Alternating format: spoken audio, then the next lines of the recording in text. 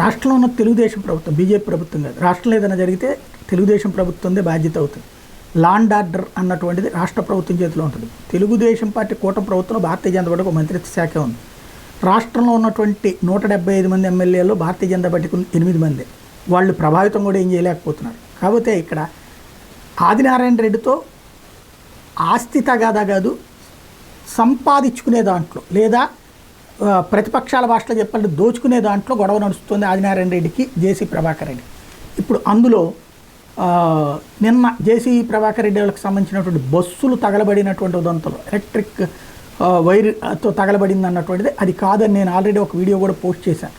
అదెట్ట తగలబడుతుంది, KV wire ఏంటి, పడటం ఏంటి, దాని మీదన అలాంటిది వైర్ తగలబడిందంటే అది చాలా పెద్ద ఇష్యూ, ఏదో కుట్ర ఉంటుంది దీంట్లో, ఏ ఇన్సూరెన్స్ కోసం. ఇన్సూరెన్స్ కాదట, అది ఆదినారాయణ రెడ్డి వాళ్ళు తగలబెట్టారని అనుకుంటే ఆయన ఉద్దేశం. నిన్న పచ్చి బూతులతో మళ్ళీ మాట్లాడుతూ ఎంతకన్నా ఏం చేస్తారా చేతకాని నా కొడకల్లారా అంటూ, అరే కొడకల్లారా అని కూడా అనకూడదు, వాళ్ళని కించపరిచినట్టు అవుతుంది, అంతకంటే తక్కువ మాట ఏదైనా ఉంటే ఆ పదం వాడచ్చు అంటూ బీజేపీ నాయకుల మీద ప్రభాకర్ రెడ్డి ఆగ్రహంతో ఊపిపారు. అనంతపురంలో గురువారం ఉదయం అగ్ని ప్రమాదానికి గురైన జేసీ ట్రావెల్స్ బస్సు దగ్ధం ఘటన మీద ప్రభాకర్ రెడ్డి బీజేపీ నేతల మీద విరుచుబడ్డారు. బీజేపీ నాయకులు బస్సును కాల్చేసి ఉంటారని అనుమానాన్ని బలపరుస్తూ ఆయన వివాదాస్పద వ్యాఖ్యలు చేశారు. పట్నం తన ఇంట్లో మీడియాతో మాట్లాడి జగన్ రెడ్డి మేలు కదరా మంచోడు, నా ట్రావెల్స్ బస్సులను ఆపాడు, అంతేగాని మీలా కాల్చలేదురా అంటూ బీజేపీ నాయకులను ఉద్దేశించి వ్యాఖ్యానించారు.